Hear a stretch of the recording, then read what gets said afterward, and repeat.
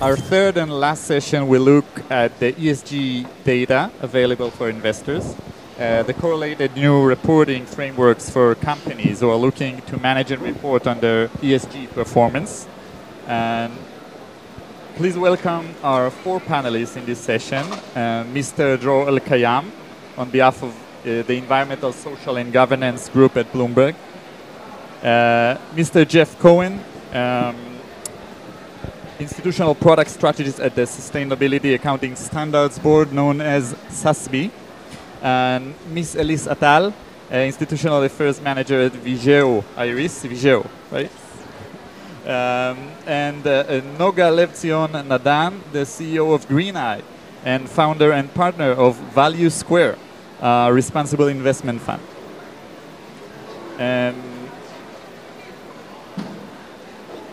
I think Karen will take it to the first question. No problem. Oh, hi. Good morning. At Bloomberg Terminal, you collaborate with adjacent rating institutions such as RobecoSAM and Sustainalytics. Could you share with us what the available information for ESG investors consists of? Like, what do they see on the terminals when they look at Bloomberg? Absolutely. First of all, thank you for having me here for the second year running. It's a pleasure to be here. Secondly, I think when people hear the name Bloomberg, they think about Bloomberg News, Bloomberg TV. But yeah, it's a media company. Yeah. Exactly, yes. But many people know that Bloomberg was built on data, and data is the backbone of the company.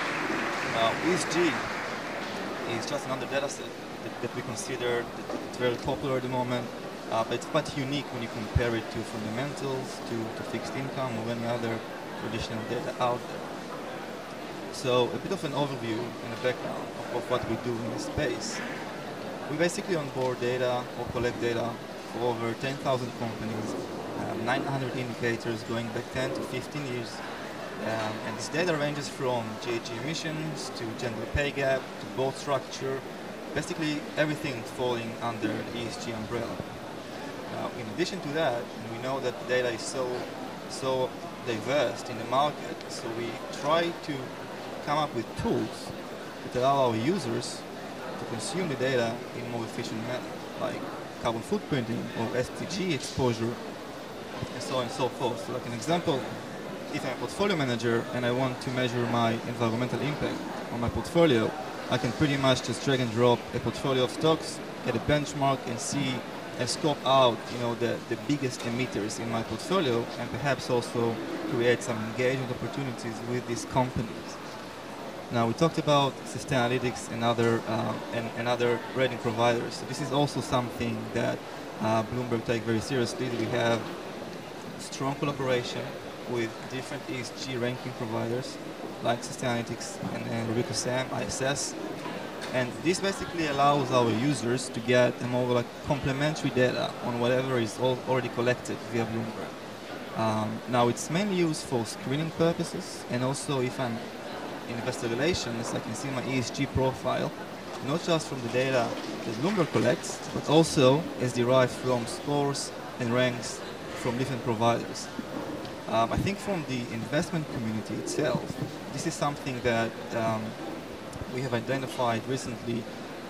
This data is used for like a basic, a preliminary screening mechanism. I mean, if I have a score on different companies, again, I can scope out the best and the worst. But the market is going into more like a transitioning phase for more, I would say, sophisticated ESG process. Is there a rating? Is there a Bloomberg rating, or what the investor looks at is a Sustainalytics rating or a RobecoSAM rating? There are many different rating providers that they look at. Sometimes they can just assign weights to different ratings on the company just to come up with their own internal rating system.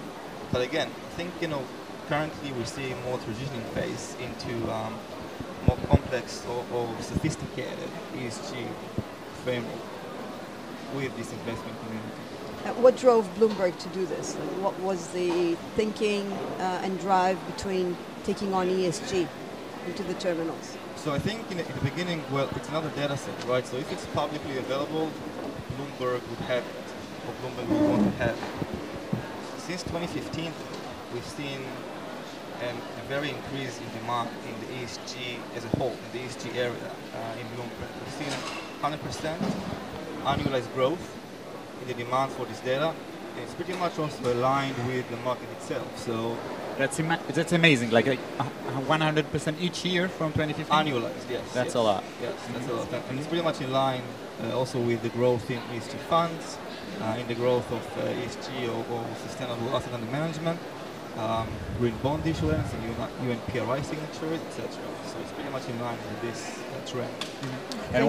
And maybe what's your take about the quality of data that was mentioned in the first session? Maybe you and Elise also can also relate, because this is something that is like brought up and I can touch on that, because this is something that we do on a daily basis. You know, we manage the quality. I'm managing the quality of our product, and you know, there is a saying in Hebrew, "Kibalti chom."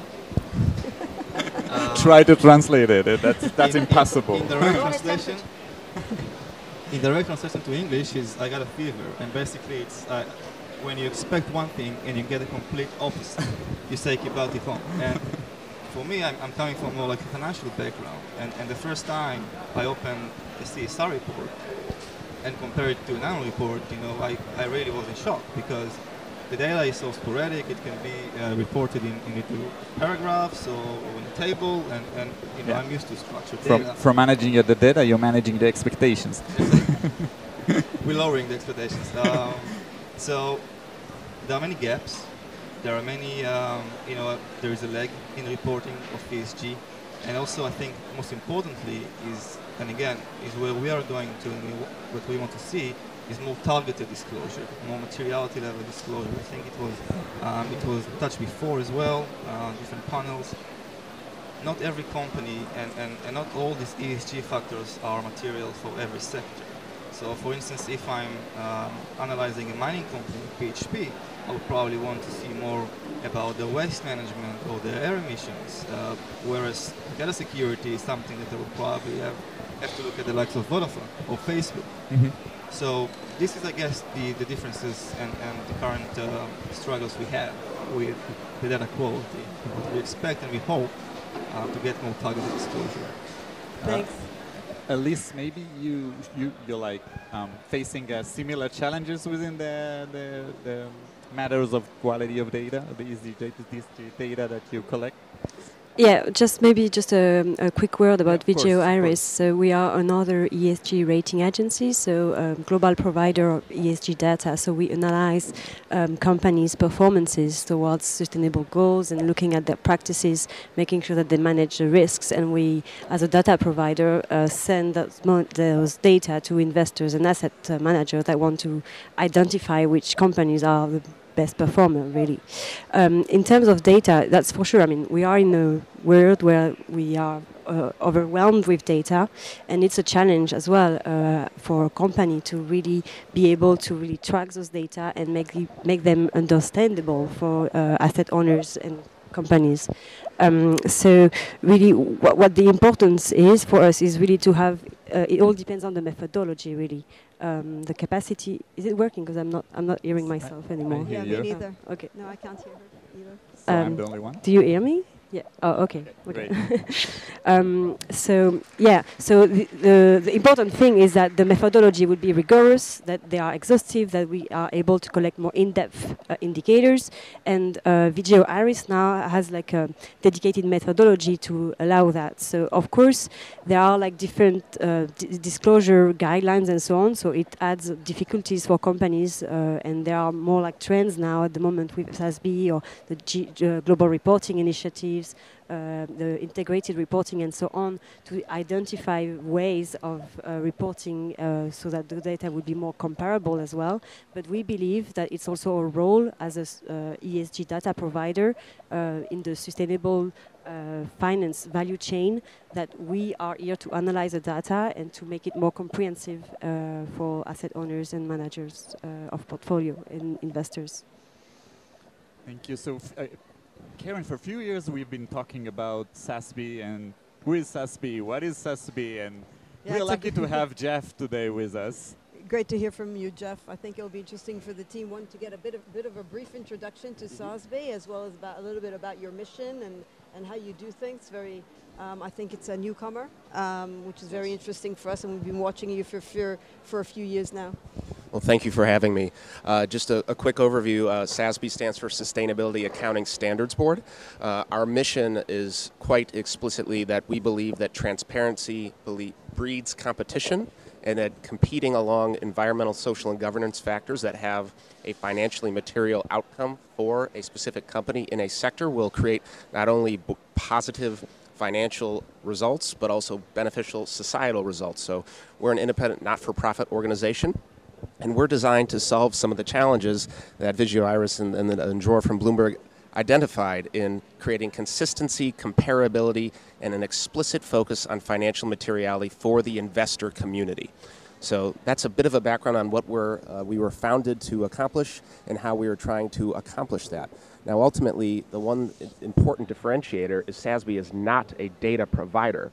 Rather, we are trying to create a connecting point between the investment community as well as companies to not only solve for the desire to have more actionable and usable information that investors can incorporate into the total mix of information that allows them to make more sophisticated investment decisions in public equities, in fixed income, and even in private markets, but also to help companies who, as was identified in the second panel, are suffering from ESG questionnaire fatigue, and the list gets longer and longer and longer. It's because the lists get longer and longer yes. and longer. To be very gentle with it. Yes, so we are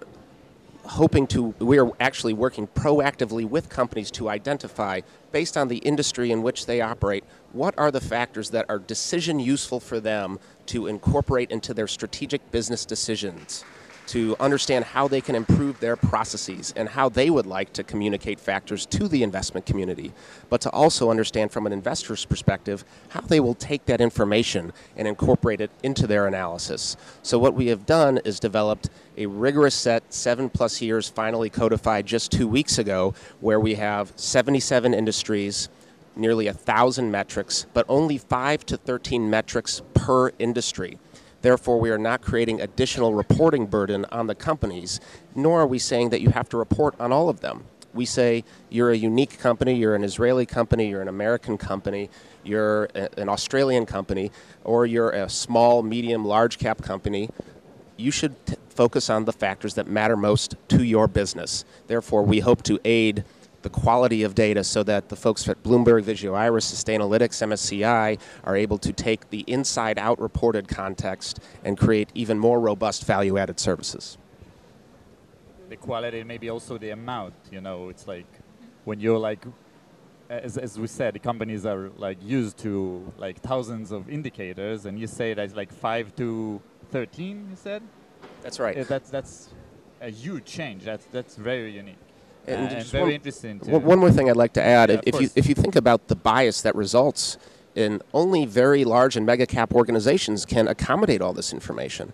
And even those groups who are strapped for resources how are they going to prioritize what information they're going to report from their biggest shareholders and investors, creating an asymmetry of information and value. So we really want to focus on what is critically important for the investment community and to sort of eliminate some of that bias from the marketplace. So, Elise, what kind of information regarding companies can investor receive through Vigeo Eiris? How would you describe Vigeo Eiris' position comparing to other rating institutions? Sure. So at Vigeo Eiris, our stance regarding sustainable investment and corporate social responsibility is that companies really have to be accountable towards their stakeholders and report and be transparent about their practices. So if they follow SASB, if they follow GRI, we have the information there, and it's our role as a ESG rating agency to go and pick that information, screen it, analyze it, measure it, compare it, to come up with some data. You mentioned the fatigue of the surveys, and sometimes we are criticized as well because we add to that burden with specific questionnaires and so on that companies received. But I mean, companies don't have to answer us. It's their choice. It's also a market choice because we believe at some point they will be able to choose from agency that they believe in and the methodology they believe are the most useful. But we encourage them to do interact with us, because for us it's important that they have a dialogue with ESG rating agencies, because it's also a way for them to improve their commitments towards CSR, to really understand what investors are looking for, what type of data we want to collect, what is changing.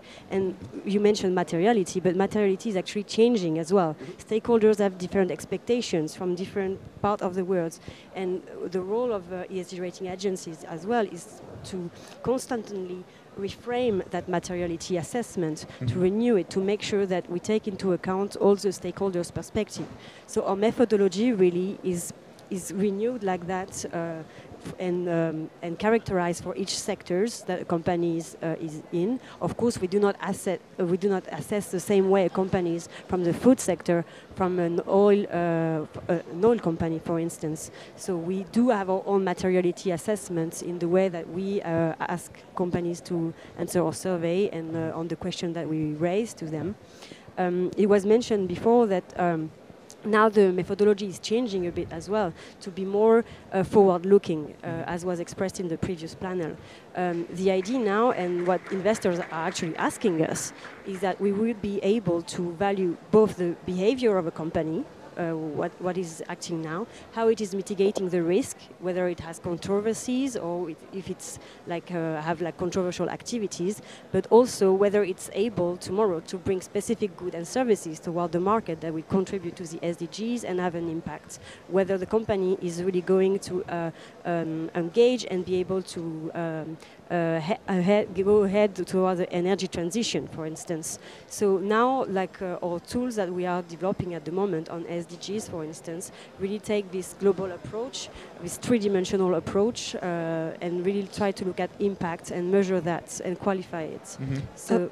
Alice, actually, as you spoke about materiality and forward-looking, we're also dealing with a lot amount of data. I think you all addressed that.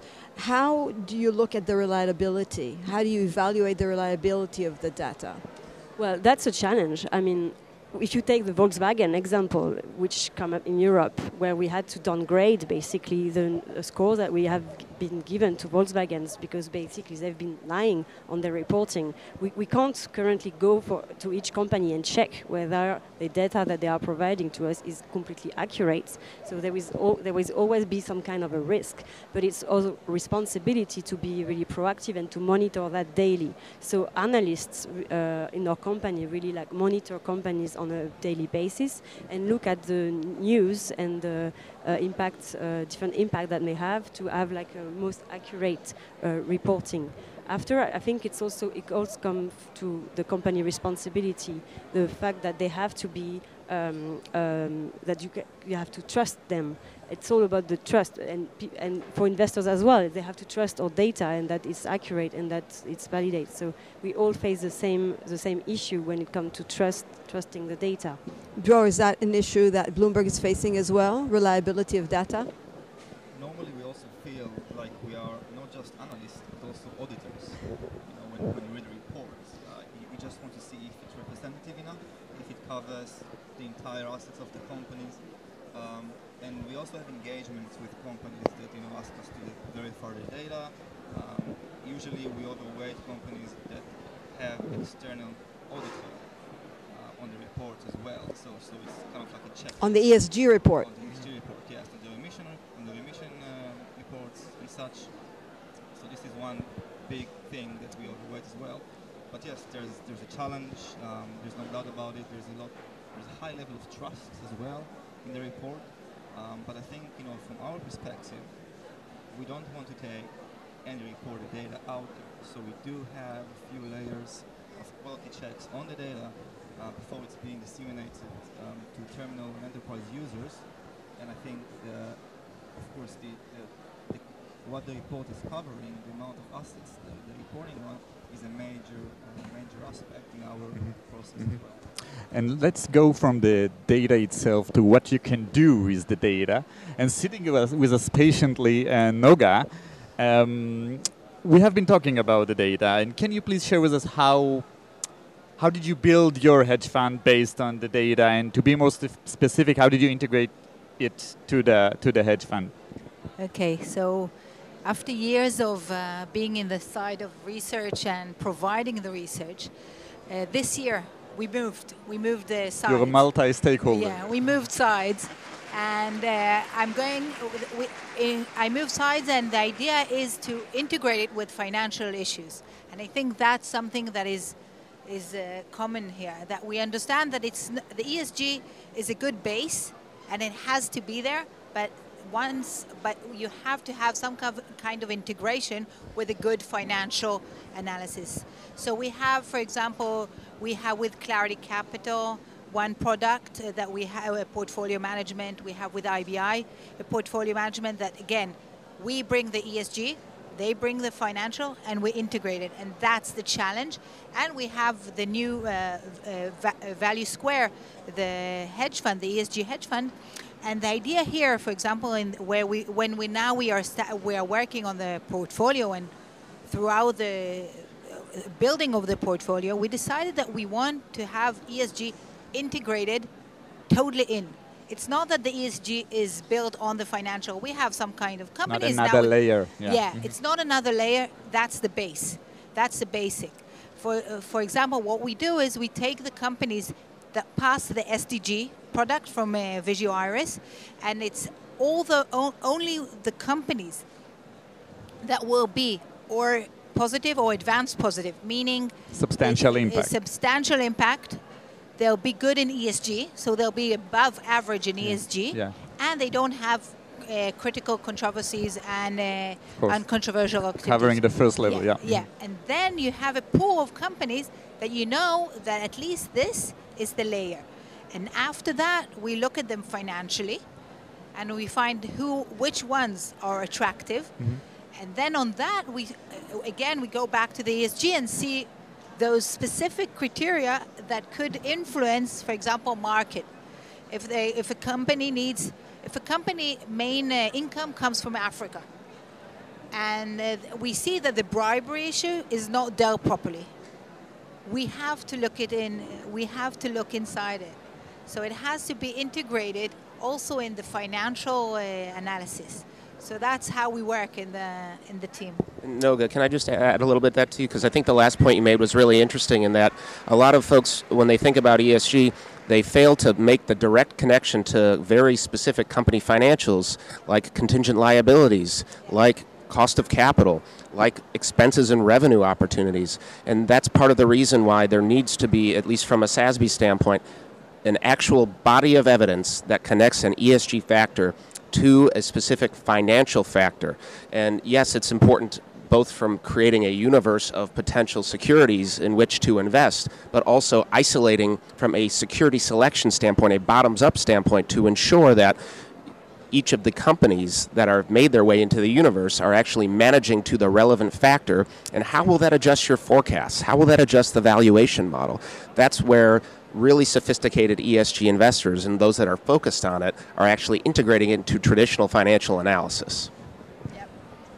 And maybe to take it forward, also to the relevance to the Israeli companies. How do you think, and that's open for everyone to share their take, how can Israeli companies can attract ESG investors, and what are some practical measures that you would suggest them to apply from your experience? First of all, the first step is to start reporting. And then we can also move to more targeted reports. Integrated annual reports, report in English as well, so you'll be attractive for the rest of the world, not just for the Israeli community. I think these are the main steps. In my opinion, Israeli companies should take forward. I want to catch up with the English thing. I think that's a very crucial thing. According to the Israeli law, only the Hebrew version counts in terms of obligation, in terms of... And one thing that the Israeli companies needs to understand, that if they don't report in English, half of what they say, even if they have it in the internet in Hebrew, they have it, is just not counted in. And if it doesn't count in, they don't go the thresholds, and then they're not screened in, they're not looked at. Out of the picture. So they're out of the picture only because of this small thing. And we had a funny thing when Green Eye was assessing Israeli companies. I won't mention the name of the company, but in one of the companies' website, they had the English version, and it still had the comments in it. They like a draft. The draft. Track records. Yeah, with the track records and a draft saying, "This is stupid, take it out," and like things like that was on the internet, and like so it just explains how crucial it is and how companies don't understand that part. Yeah, I mean, I'm on the same line. Like, it's really about being more transparent and more accountable towards, like, generally all your stakeholders. I think it's a challenge for Israeli companies, but it's a challenge globally as well. I mean, companies always have to improve their reporting levels, really. And really, I mean, we have one wish as well in Vigeo, Eiris, and, well, it's the Holy Land, so I guess it's a good place to make wishes. That a company would one day really have, like, a full disclosure on their ESG performance, like really as they disclose their credit rating agencies' scores, they would, alongside the credit rating, publish the score that is given by any ESG providers, and that I think would make the market more transparent and also really make a global push towards more ESG reporting. So maybe it's like a long-term effect, and it's like a snowball effect at some point, but I think this will really improve the reporting of any companies around the world. Just one point. We're talking a lot about reporting, but ultimately the whole point of reporting is to assess how a company is operating its business. If you're simply just communicating the information out and doing nothing about that information to potentially create more value for your shareholders, you're missing the point. So it's very useful to incorporate the reports into an overall strategic, sustainable strategy. Ultimately, when reporting, that will create a little bit of questions that will come from investors, but it's not just a reporting exercise. It's how do you make your company more viable and attractive to financial stakeholders as well as other stakeholders. Yeah, and maybe to be even more specific, sustainable business strategy. Itamar, if I can just add, from my perspective, I touch on everything that you've said. I agree. I think it's the reporting, which is the basic. Otherwise, really, there's actually no substance to anything. But I want to I think it was Will who mentioned it in the previous panel, be out there, tell your story, make sure that your ESG strategy is incorporated into your investor presentations, and make sure, and I touch on your point, that it's not window dressing, that it's actually something that is in the heart of what you do, that it's a win-win situation to investors and you incorporate it into your business. So I think that's very, very important. I'll touch on something that's also administrative, but have someone in your company that is minded, that owns this, that is a point of contact. If it's the IRO, if it's the people at ESG, we have a full division at the bank who looks after that, and Sharon here at the audience is heading our ESG strategy. But as the IRO, I take in most of the questions for investors. Have that person that's driving the agenda. And I would like to just end up with, I think it was Erlika who mentioned it, make sure that your management is committed, that it's not a window dressing, it's not a caveat out there because it looks good. Make sure that management is behind it. With these important words, please join us with thanking Dror, Jeff, Elise, and Noga, and all of our wonderful speakers from the last sessions. A big thank you to all of you for being with us today and sharing your experience and expertise. And since we haven't taken any questions from the crowd, we would like to ask you to use your Israeli chutzpah and reach out to the speakers if you have any questions. And before we finishing, just a few last words from the Maala team. In this discussion, we hosted mostly global speakers. But Maala will take it from here and start building an Israeli forum for sustainable investment that will invite investors and corporations minded to ESG. Some of the players are already sitting around here. And we believe it's important to everyone to know that they're invited to join. The forum will offer learning, networking, and other opportunities to increase the cap of sustainable investing in Israel. For more details, please contact Momo and the Maala team, which is sitting around us here. And thank you all for joining us for this fascinating discussion. Thank you very much, Karen. Thank you. It's been a Itamar. pleasure. Thank you. Same here. And we hope to see you all next year. Thank you very much.